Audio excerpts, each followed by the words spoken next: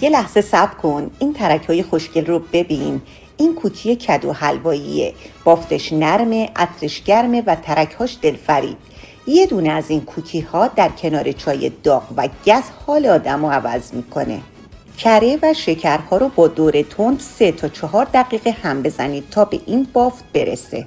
تخم مرغ و وانیل رو اضافه کنید و 30 ثانیه هم بزنید. پوره کدو حلوایی و گردو رو اضافه کنید و در حد مخلوط شدن با دور کند هم بزنید.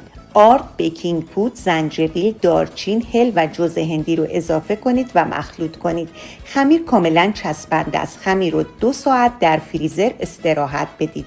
از خمیر سرد گلوله‌های 40 گرمی بردارید، تو دستتون گلوله کنید و در مخلوط نشاسته ذرت و پودر قند بغلتونید و 1 ساعت دیگه در فریزر استراحت بدید و در فر گرم قرار بدید تا کاملا بپزه. نوش جونتون باشه.